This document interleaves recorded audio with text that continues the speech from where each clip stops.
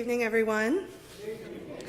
Welcome to Emmanuel Episcopal Church. If you haven't been here before, I am Mother Alicia, the rector at this church, and I'm so pleased that we can host the first organ recital that we've had since Emmanuel called me to serve among them last year.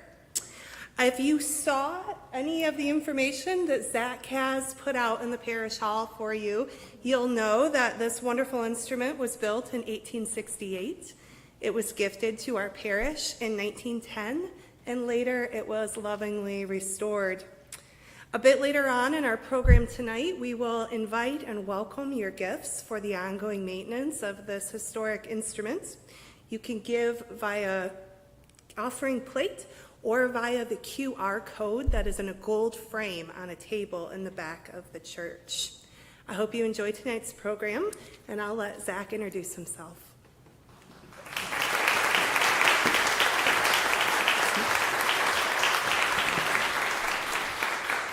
Thank you, Mother Alicia. Hi, I'm Zach. That seems a little bit redundant, but hello, it's me. Hello, I'm Zach.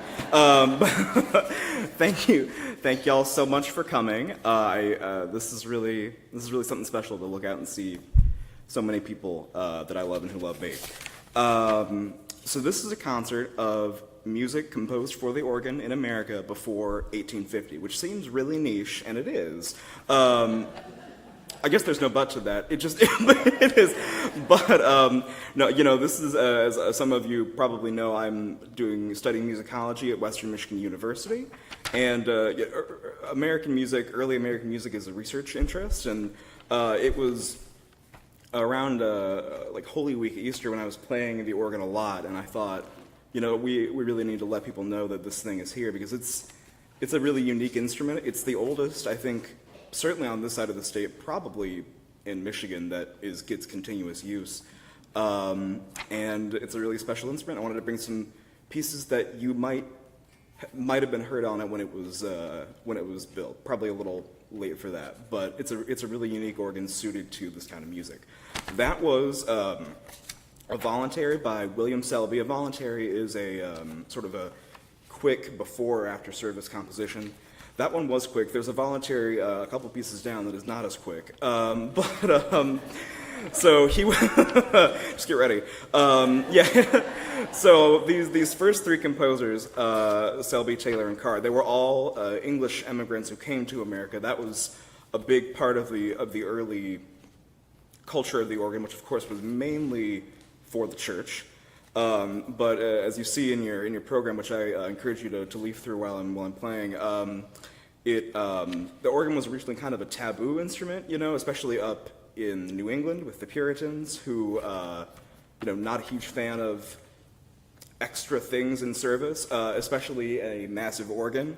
So the English were kind of the first to really bring that tradition of organ playing. And Selby was born in London. He served at a variety of churches and theaters. He was sort of similar to our next composer, Rainer Taylor, kind of had to flee the country a little bit. He resigned from a post at a chapel in London and came to Rhode Island, and then later Boston. So that piece was composed probably in America. There are a few pieces that because he was writing before he came to America. This piece was probably written in America in about 1790, which is the oldest piece here.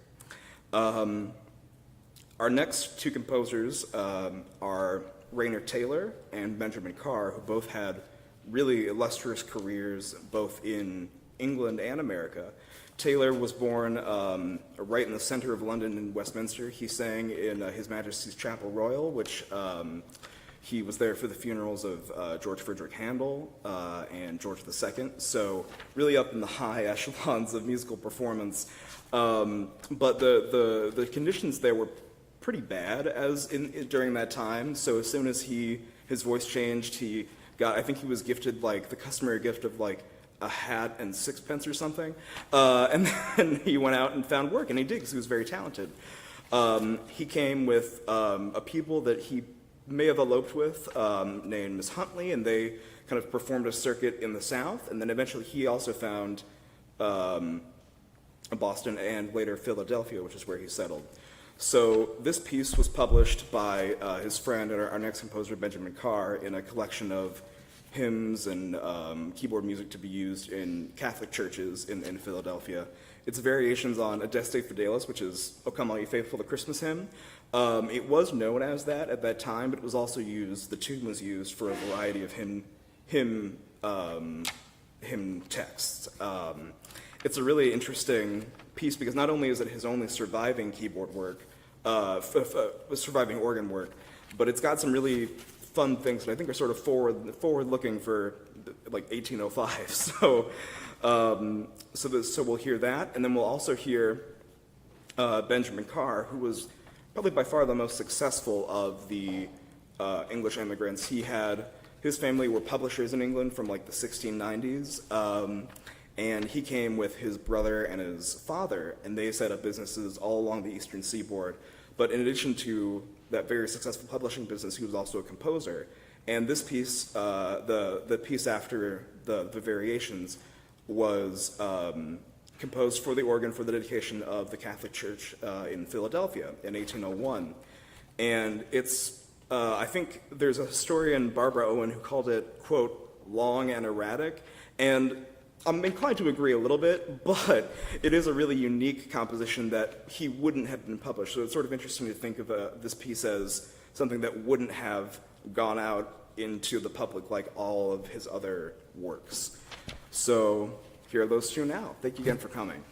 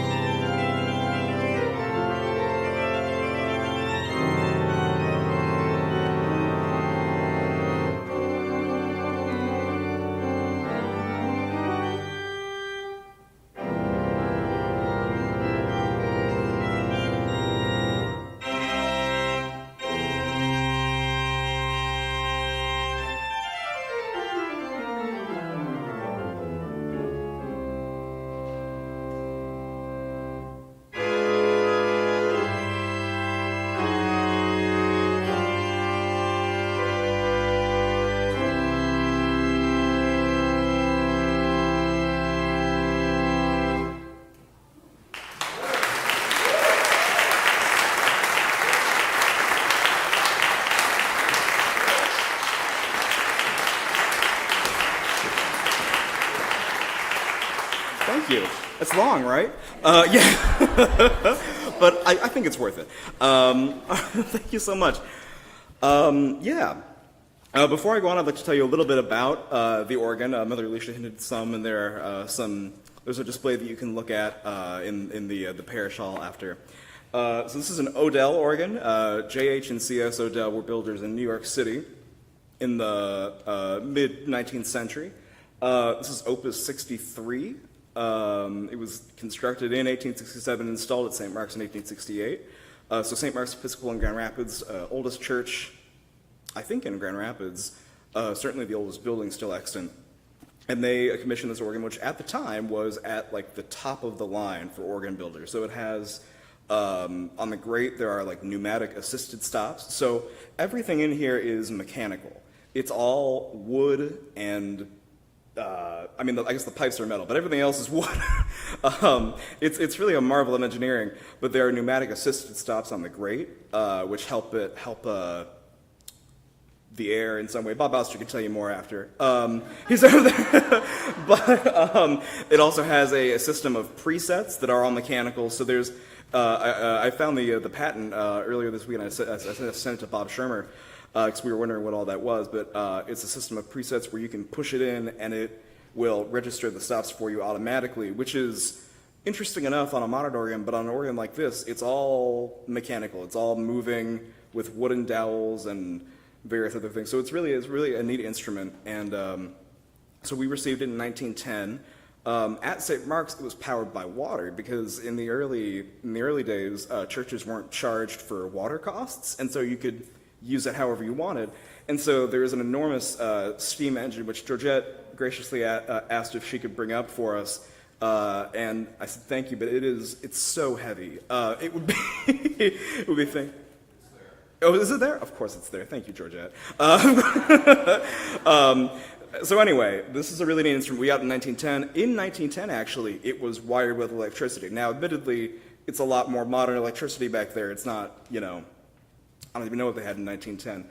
But I think it's very interesting that even when it was installed, it was electric powered. So it's a beautiful organ. It was it sat dormant for 50 years almost, I think, Bob, because it was in the 50s. There was an accident in the swell pipes, so they're controlled by a box, or the volumes controlled by a box were in the bell tower, and there was snow melt situation, so it was inoperable for years, and it came back into commission in 2001, and with a lot of help. Bob Shermer over there was like the main force in getting that restored, so thank you to him.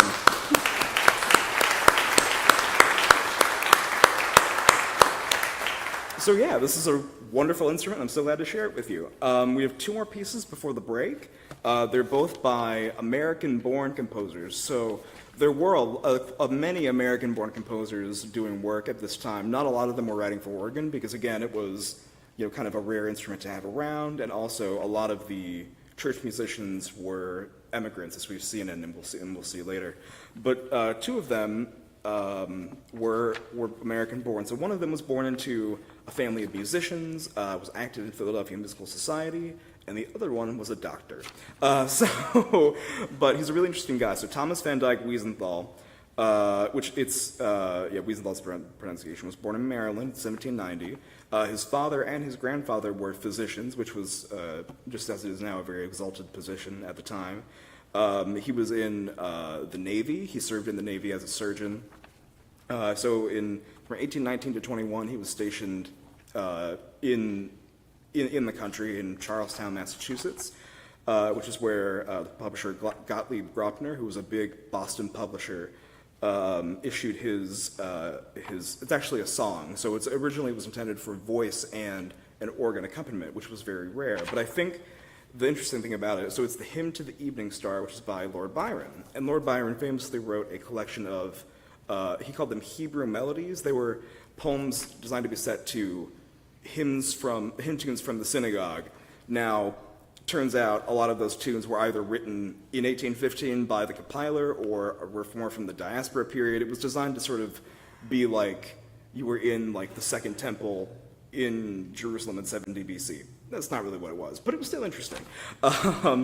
So this text is printed in your in your handout. It's sort of designed to channel that energy of the psalm writers and later Jewish hymnists. But I think Wiesenthal knew that, ideally something like this would have been set for the organ, would have been accompanied by an organ accompaniment. And so he included that in his piece, which I think is really interesting because there are very few songs written in America that have an organ accompaniment. The other one he also wrote.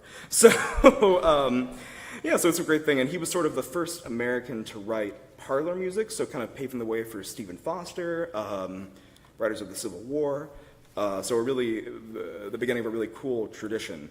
And then the other guy was Charles Homan. He was born in Philadelphia, which, as we've seen, was a very vibrant society. There was a lot of music happening, instrumental music, choral music, organ music.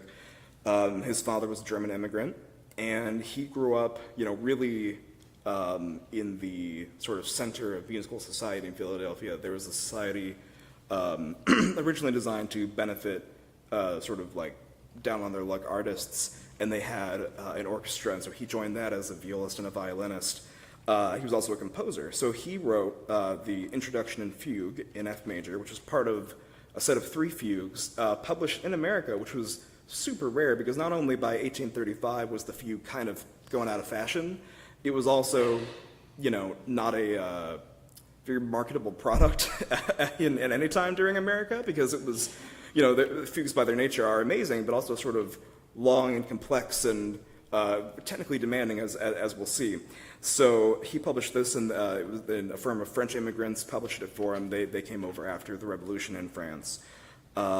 It's very competent. Clearly, he knew what he was doing, and I think it's interesting because it's the first really fully contrapuntal piece published by an American. So it's a testament to the quality of music education for the upper echelons of people at that time. So here are those. We have a Hymn to the Evening Star and an Introduction and Fugue. Thank you.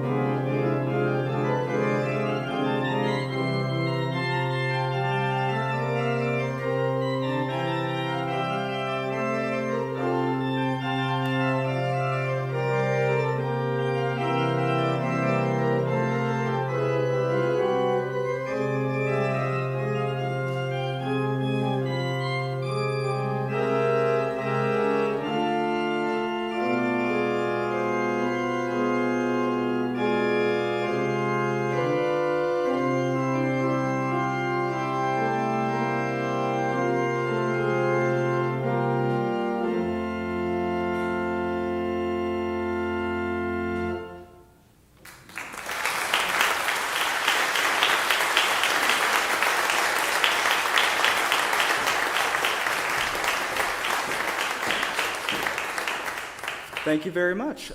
Please take 10 minutes to go check out the organ display or just walk around, and we'll be right back. Thank you.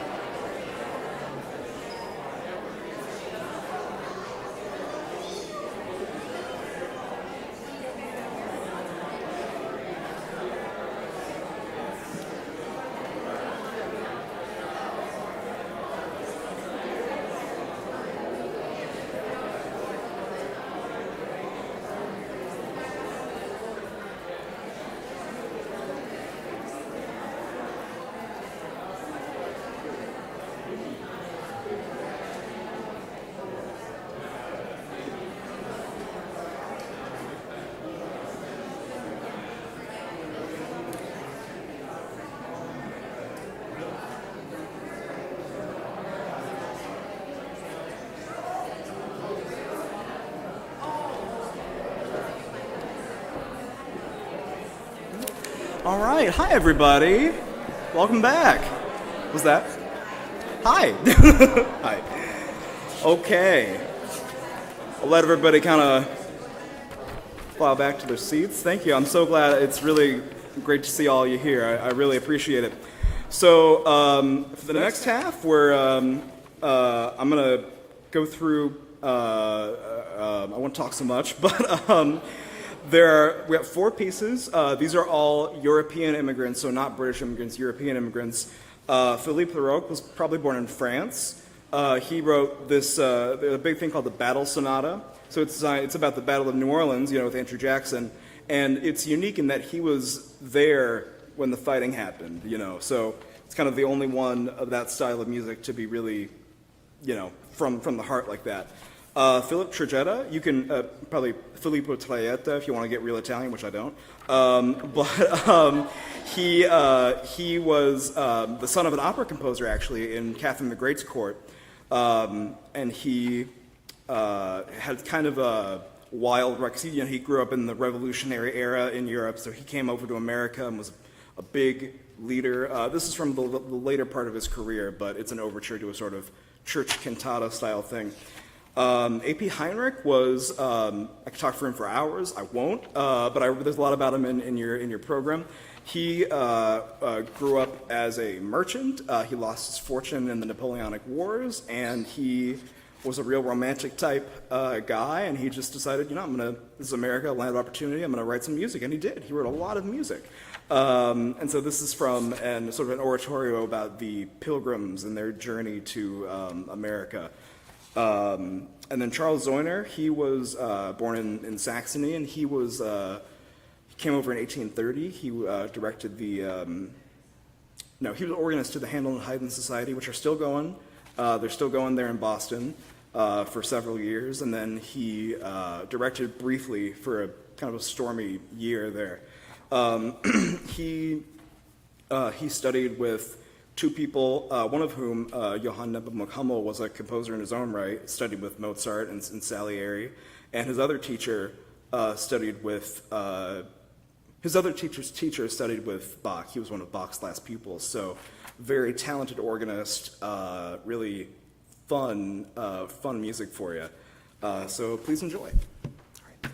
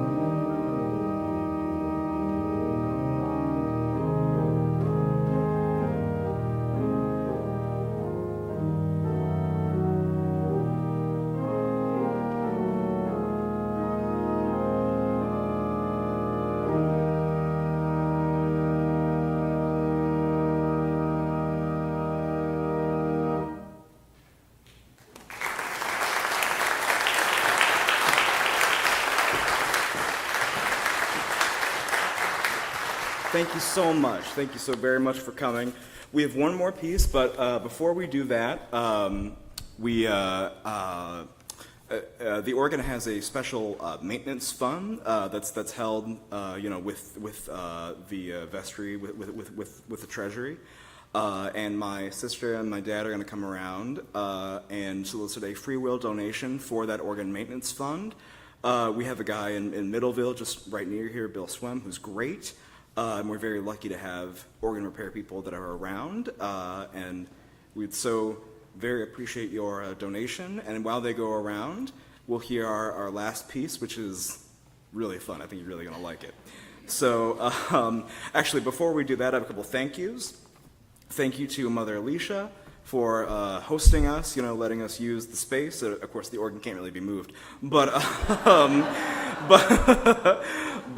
thank you to my family, my sister, my dad, and my mom, who allowed me to go off and have fun with this thing while they took care of the home and grandma. So at least for an hour at a time. Thank you to Bob and Georgette Shermer, who are wonderful people. Really helped. Bob especially helped me understand the history of the organ. Helped me. We were in the back fooling around trying to figure out how the stops worked. We figured it out kind of.